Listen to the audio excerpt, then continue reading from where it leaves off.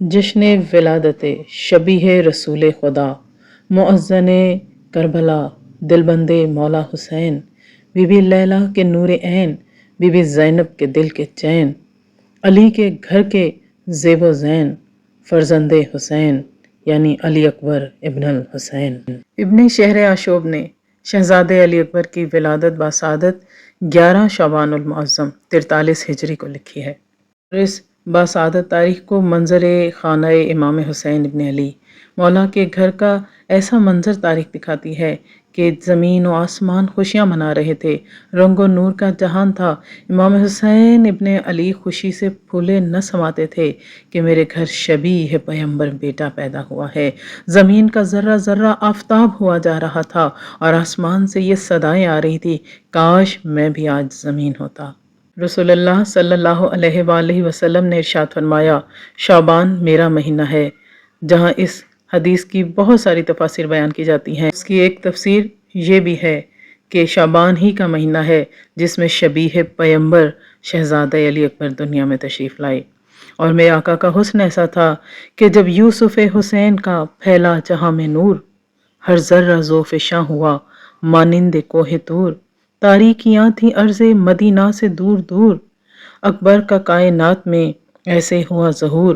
غل تھا اجالے شب کے اندھیروں پہ چھا گئے، اکبر نہیں رسول زمانے میں آ گئے۔ خانہ مولا کائنات علی مرتضیٰ اور بی بی فاطمہ زہرا کے پاک گھر میں خوشیوں کا ایک جہان آباد تھا۔ بنی ہاشم خوشیاں منا رہے تھے، اور جب اہل مدینہ کو معلوم ہوا کہ آج حسین کے گھر میں شبیہ پیمبر بیٹا پیدا ہوا ہے تو اہل مدینہ میں اشتیاق بڑھ گیا۔ جنہوں نے آقا کی زیارت کی ہوئی تھی وہ بھی مشتاق تھے شبیہ پیمبر کی زیارت کرنے کو، اور جنہوں نے آقا کے بارے میں سنا ہوا تھا وہ بھی منتظر تھے کہ ہمیں کاش جلد آقا کی زیارت نصیب ہو جائے۔ تاریخ یہ تحریر کرتی ہے کہ اس دن امام حسین علیہ السلام اتنے شاداں و فرحاں تھے کہ آج آپ کے دروازے پر جو بھی آیا کوئی سائل خالی ہاتھ نہ گیا، ہر مانگنے والے کو بے حساب۔ اور جب بی بی زینب عالیہ نے اپنی آغوش میں علی اکبر کو لیا اور علی اکبر کا ننھا سا ہاتھ اٹھا کے ان کی پیشانی پر رکھا اور کہا، بھیا حسین دیکھیے علی اکبر آپ کو سلام کر رہے ہیں،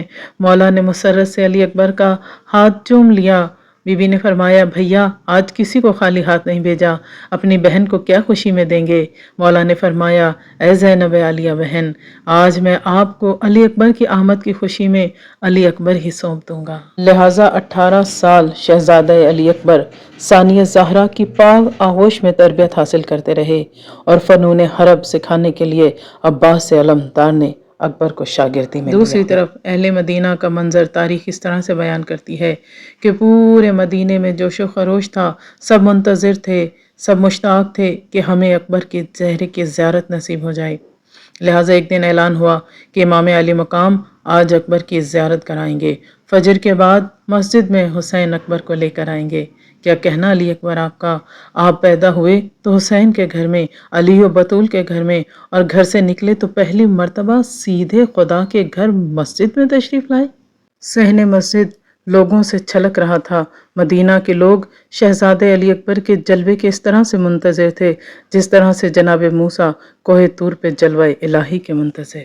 شہزادے کی شان یہ تھی کہ جب مولا انہیں تشریف لے کر آئے، لوگ جوش ولا سے بے ہوش ہو کر گرنے لگے۔ نبی کے چہرہ پر نور کی ضوء اور تابانیوں سے لوگوں کے دل منور ہو گئے، اور شہزادے نے اس کم سنی کے عالم میں محراب مسجد میں اپنا سر سجدے میں جھکا کر بتایا کہ ہم خدا کی وحدانیت کے علم بردار ہیں۔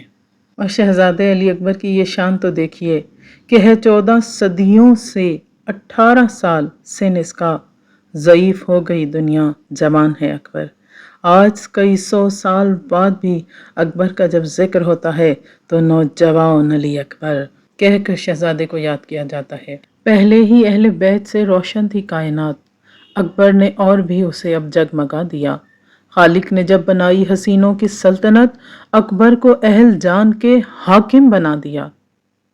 اور شہزادے کے فضائل کا ماحصل صرف یہ نہیں کہ آپ ہم شکل مصطفیٰ تھے، بلکہ امام علی مقام امام حسین علیہ السلام نے جب کربلا میں آپ کو سجا کر بھیجا تو آپ نے فرمایا، اے میرے پروردگار تو گواہ رہنا کہ میں تیری بارگاہ میں اس لال کو قربان ہونے بھیج رہا ہوں جو صرف شکل میں نہیں بلکہ رفتار میں، گفتار میں، کردار میں تیرے نبی کی شبیہ ہے۔ اور امام عالی مقام کے الفاظ اس بات پر گواہ ہیں کہ اکبر صرف شکل میں نہیں بلکہ اخلاق میں بھی نبی کی شبیہ تھے، اور نبی کا اخلاق قرآن پکار پکار کر کہہ رہا ہے اِنَّکَ لَعَلَىٰ خُلُقٍ عَظِیمٍ، آپ جیسا اخلاق کائنات میں کسی کا نہیں۔ اور جب امام علی مقام یہ فرماتے ہیں کہ اکبر صرف رفتار میں نہیں بلکہ گفتار میں بھی نبی کی شبیہ ہیں، اور نبی کی گفتار یہ ہے کہ آپ کی منطق یہ ہے کہ آپ کے بارے میں قرآن نے یہ گواہی دی ہے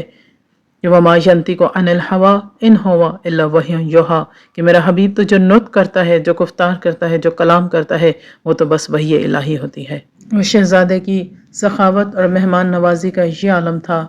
کہ آپ کے گھر میں ہر وقت ایک بلند مقام پر آگ روشن رہتی، جو اس بات کا اہل عرب میں ثبوت ہوا کرتا کہ یہاں دسترخوان کھلا ہے، فقراء و مساکین جس وقت چاہے یہاں تشریف لائیں۔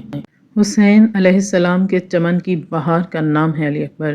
جناب زینب عالیہ جو آپ کو لوری دیتی، آپ فرماتی اے علی اکبر، نہ کوئی دوسرا محمد ہو سکتا ہے نہ کوئی دوسرا علی،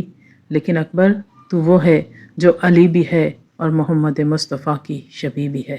اہل بیت میں دو حسین مشہور ہیں، ایک جناب عباس جو قمر بنی ہاشم، اور دوسرا شہزادہ علی اکبر جو شبیہ پیغمبر ہیں۔ آیت اللہ شیخ محمد ابراہیم کلباسی نجفی اپنی کتاب خصائص العباسیہ میں یہ تحریر فرماتے ہیں کہ جب شبیہ پیغمبر حضرت علی اکبر اور حضرت عباس شبیہ علی مرتضیٰ اکٹھے کسی راستے سے گزرتے تو اہل مدینہ آپ کے راستے میں صف در صف کھڑے ہو جایا کرتے، لوگ اپنے گھروں سے نکل آتے، چھتوں پر سوار ہو جاتے، لوگ اپنے دکانداریاں چھوڑ دیتے تاکہ آپ کے چہروں کی زیارت اور جمال کا جلوہ دیکھ سکیں، آپ کے نور ایمان سے اور نظر رحمت سے مستفید ہو سکیں۔ اور یہ زمانے کا دستور ہے کہ جب کسی کے گھر بیٹا پیدا ہوتا ہے تو لوگ مبارکبادیوں کے لیے اکٹھے ہو جاتے ہیں، اور ہر گھر کی حیثیت کے حساب سے مبارکباد دینے والے آتے ہیں۔ آج عام گھر میں بیٹا نہیں آیا، آج 1,24,000 کی عزتوں کو بچانے والے حسین ابن علی کے گھر میں 1.25 نبیوں کا شبیہ پیغمبر بیٹا علی اکبر آ رہا ہے۔ آج کون کون مبارکباد دینے آیا ہوگا؟ آج عرش والے بھی آئے، آج فرش والے بھی آئے، آج 1.25 انبیاء حسین کو شبیہ پیغمبر بیٹے کی مبارکباد دینے آئے ہوں گے۔ کعبہ یہ کہہ رہا ہے اور جشن منا رہا ہے، لیلا کا چاند دیکھو دھرتی پہ آ رہا ہے۔ ان خوشیوں کا صدقہ مولا حسین نے کسی کو گھر سے خالی ہاتھ نہ جانے دیا۔ میں دعا کرتی ہوں کہ مولا اپنے بیٹے کا صدقہ، اپنے شبیہ پیغمبر علی اکبر کا صدقہ، مولا ہم سب مومنین و مومنات کی جھولیاں خوشیوں سے بھر دیں، جو بے اولاد ہیں انہیں صاحب اولاد کریں، جو بے زر ہیں انہیں زر عطا کریں، اور اپنے اکبر کا صدقہ آج ہم سب کی شرعی حاجات کو پورا کریں، اور مولا میری بھی تمام دلی جائز شرعی حاجات پر قبولیت کی مہر لگائیں۔ آمین یا رب العالمین، بحق محمد و آلہ طیبین الطاہرین۔